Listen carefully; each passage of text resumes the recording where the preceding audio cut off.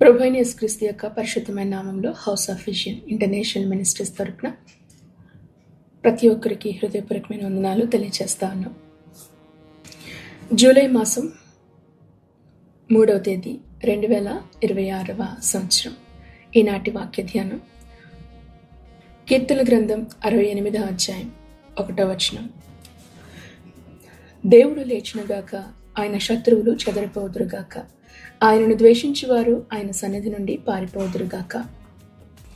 ఈ కీర్తనను దావీదు రాసిన కీర్తన. ఇది కేవలం ఒక యుద్ధ కీర్తన కాదు, కానీ ఒక యుద్ధ గీతం కాదు. దేవుని యొక్క ప్రత్యక్షతను, దేవుని యొక్క సన్నిధిని గురించి ప్రకటించే ఒక విజయ గీతం. పరిశుద్ధ గ్రంథం, బైబిల్ గ్రంథం ఇప్పుడు కూడా నీవు పోరాడు అని కాకుండా దేవుడు లేచునుగాక అని చెప్తుంది. దేవుడు కార్యాన్ని ప్రారంభించినప్పుడు శత్రువు ఒక్క అడుగు కూడా ముందుకు వేయడం అసాధ్యం. ఈ రోజున మీ జీవితాలకు దేవుని ఇచ్చే వాగ్దానం ఇదే.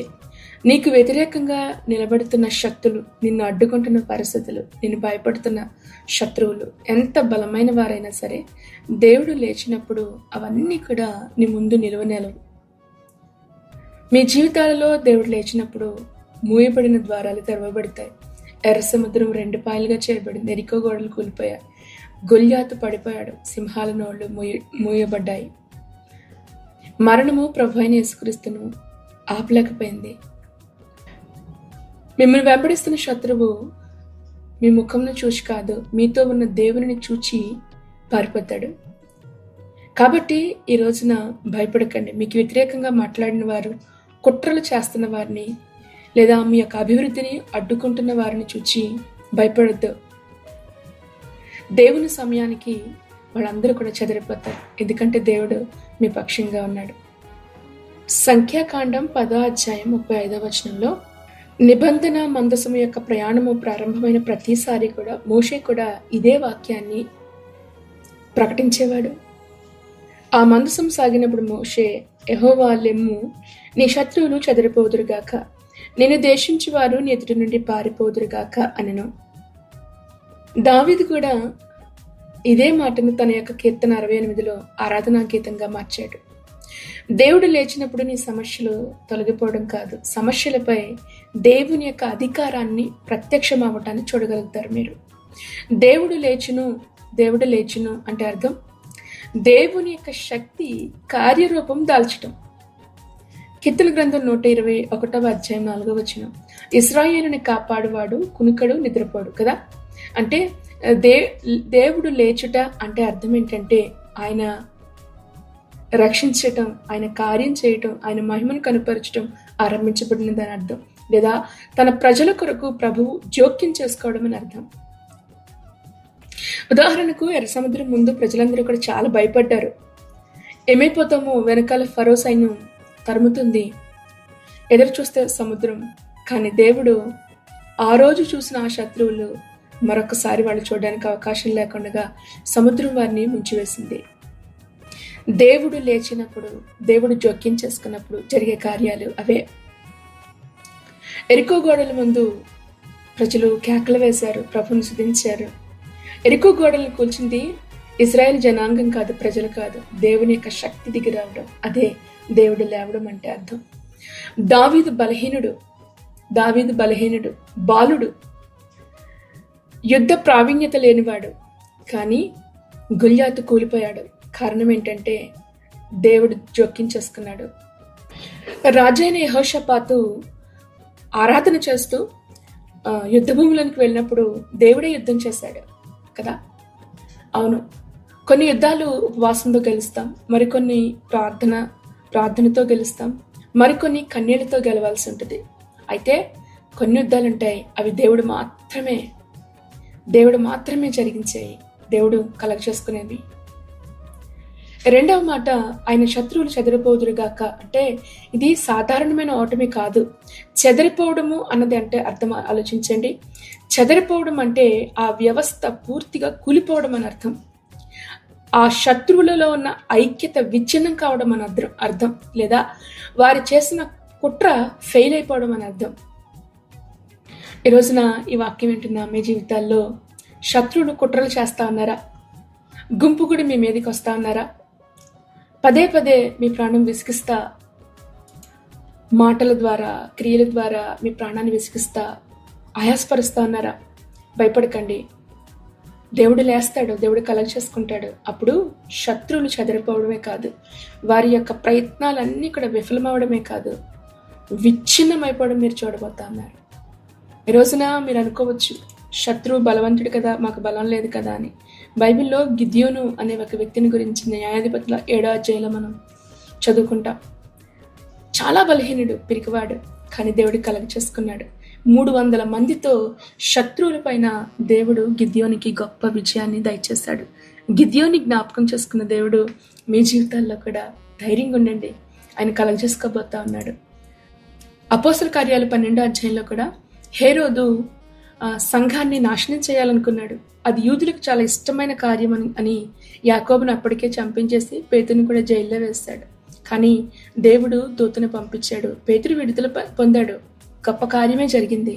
కానీ హేరోదు సింహాసనం మీద కూర్చున్నట్టుగానే పురుగులు పడి చనిపోయాను అని 12వ అధ్యాయంలో మనం చదువుతాం. ఆలోచించండి, దేవుడు శత్రువు విషయంలో జోక్యం చేసుకుంటే ఇక తిరిగి నువ్వు వెతికిన శత్రువు కనిపించడు. అంతగా నువ్వు చేయలేని కార్యం ఆయన చేస్తాడు. అందుకే అంటాడు, ప్రభు పగ తీర్చుకునేట మీ పని కాదు అసలు.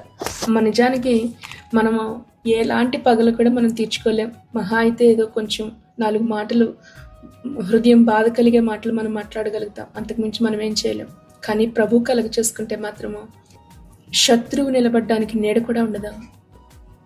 ఇక్కడ ఆయనను ద్వేషించువారు, శత్రువు అంటే మనుషులు కాదు, ఆయనను ద్వేషించువారు, ఆయన సన్నిధిని నిర్లక్ష్యం చేసేవారు, లోకస్తులు లేదా పాపం, లోకం, శరీరాశులు, అబద్ధపాదులు. ఆలోచించండి, ఆయన సన్నిధి నుండి పారిపోవాలి. ఈ రోజున ఈ వాక్యం వింటున్న మీ జీవితాల్లో శత్రు యొక్క కార్యాలు చూసి భయపడద్దు. నిందిస్తున్న వారి యొక్క నిందలను మీ హృదయాన్ని బద్దలు చేస్తున్నప్పుడు దిగులు పడకండి. ప్రభు సన్నిధిలో నిలబడండి. ఎందుకంటే విజయము ప్రభు సన్నిధిలోనే పొందుకోబోతా ఉన్నారు. ఆయన సన్నిధి నుండి పారిపోదురు అని వాక్యం సెలవిస్తూ ఉంది కదా. ఇక్కడ శత్రువుని మరొక కోణంలో మనం చూసినప్పుడు, మనలో కార్యం జరిగిస్తున్న శత్రువు పాపం జయించలేకపోతా ఉన్నారా? శరీరాశులు జయించలేకపోతా ఉన్నారా? అయితే ఇక్కడ గొప్ప రహస్యం చెప్పబడతా ఉంది. ఎందుకంటే వాటిని జయించే శక్తి ఒకవేళ మనుషులుగా శక్తి సరిపోవటం లేదా, ఆయన సన్నిధి వల్ల అది సాధ్యమవుతుంది. వెలుగు వచ్చినప్పుడు చీకటి పారిపోతుంది కదా. అవును, ప్రభుని చూసినప్పుడు అప్పుడు అనేకమైన దయ్యాలు వణికిపోయి వారిని విడిచి వెళ్ళిపోయినట్లుగా మనం చూస్తూ ఉంటాం కదా. దేవుని యొక్క సన్నిధిలో నువ్వు జయించలేని పాపం పైన దేవుడు విజయాన్ని అనుగ్రహించబోతా ఉన్నాడు. ఆయన ఈ వచనం యొక్క పూర్తి నెరవేర్పు యేసుక్రీస్తు ప్రభువులో జరిగింది. ఆ కీర్తన 68వ అధ్యాయం మొత్తం మెస్సయ్యాను సూచిస్తా ఉంది. క్రీస్తు యేసు ప్రభు మరణం ద్వారా 3వ దినమున ఆయన పునరుద్ధానుడై తిరిగి లేచిన దినాన జరిగిన గొప్ప విజయం. మరణం ఓడిపోయింది, నరకం ఓడిపోయింది, అపవాది ఓడిపోయాడు. సిలువలో ప్రభు మరణించినప్పుడు అందరూ అనుకున్నారు అపవాది గెలిచాడు అనుకున్నారు, లోకం గెలిచింది అనుకున్నారు. క్రీస్తు ప్రభుకి విరోధంగా గుమికూడిన వారు విజయాన్ని సాధించామనుకున్నారు. కానీ పునరుద్ధానంలో అర్థమైంది, చీకటి అధికారాలు ఓడిపోయినాయి.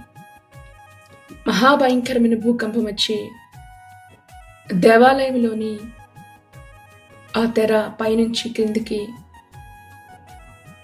క్రిందికి చేల్చబడినప్పుడు అప్పుడు అర్థమైంది అందరికీ కూడా, అమ్మో ఈయన నీతిమంతుడైన వాడిని మేము సిలువ వేశామని. అప్పట్లో అనేక మంది యాజకులలో సహితము క్రీస్తు యేసు ప్రభునందు విశ్వాసం ఉంచినట్లుగా మనం చదువుతూ ఉంటాం, చరిత్రలో చూస్తాం. ఈరోజు నీ వాక్యం వింటున్న మీ జీవితాల్లో దేవుడు గొప్ప విజయాన్ని ప్రభు అనుగ్రహించాలని ప్రభు ఇష్టపడతా ఉన్నారు. మీ శత్రువులు ఎలాంటి వాళ్ళైనా, వారు బయట నుంచి మీతో పోరాడుతున్న వారైనా, లోపల హృదయంలో నుంచి మీతో పోరాడుతున్న భయంకరమైన అపవిత్రత, పాపం మానలేని కన్ను, ఘోరమైన వ్యాధితో నిండి ఉన్న మీ హృదయం, ఏదైనా సరే మీకు దేవుడు విజయాన్ని ఇవ్వబోతా ఉన్నాడు. అది కేవలము దేవుని యొక్క సన్నిధి వలన మాత్రమే సాధ్యం. ఆయన సన్నిధి నుండి శత్రువులు చెదిరిపోవాలి, ప్రభువుని ద్వేషించేవారు పారిపోవాలి. మీరు ప్రభువులో నిలబడి ఉండండి. ఖచ్చితంగా మీ జీవితంలో శత్రువు మిమ్మల్ని విడిచిపెట్టి పారిపోవడాన్ని మీరు చూడబోతా ఉన్నారు.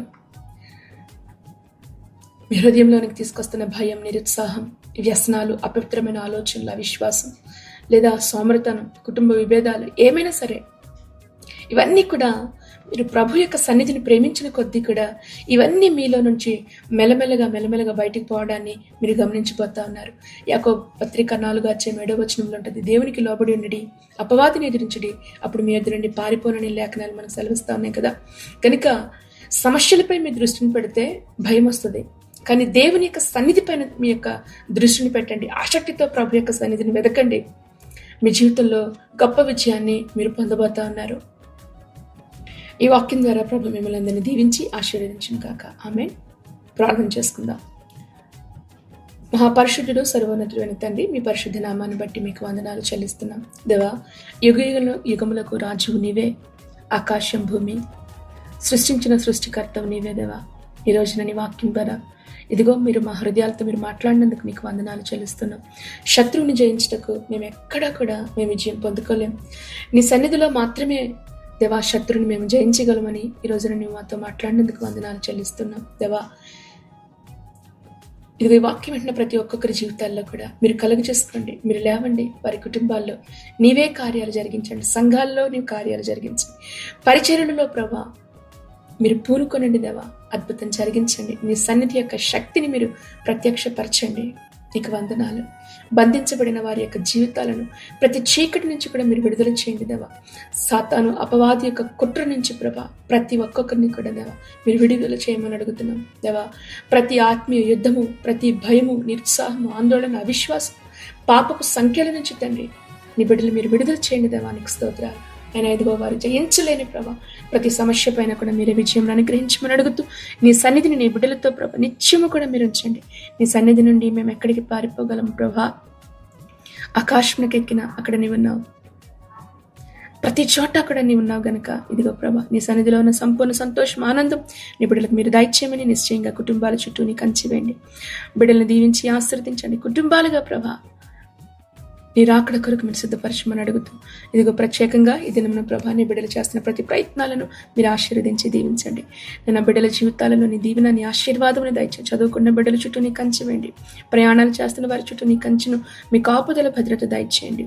ప్రత్యేకంగా ఈ రోజున పుట్టినరోజులు, పెళ్లి రోజులు చేసుకున్న వారిని బట్టి మీకు వందనాలు. మీరు అనుగ్రహించిన నూతన సంవత్సరాలను బట్టి నీకు స్తోత్రాలు దేవా. ఇదిగో దయా కిరీటాలను ఇస్తున్నావు గనక నీ దయతో నీ కృపతో వాళ్ళు ముందుకు సాగే ధన్యతను ప్రభా మీరు దయచేయమని ప్రత్యేకంగా అనారోగ్యంతో ఉన్న వారిని ముట్టండి, స్వస్థపరచండి, విడుదల దయచేయండి. ఆరోగ్యం నిమ్మని మీ కృప కలిగిన హస్తాలకు నీ బిడ్డలను అప్పగించుకోండి. ప్రభువైన యేసుక్రీస్తు నామములో ప్రార్థించి దీవిస్తున్నాం మా పరమ తండ్రి. ఆమేన్, ఆమేన్, ఆమేన్.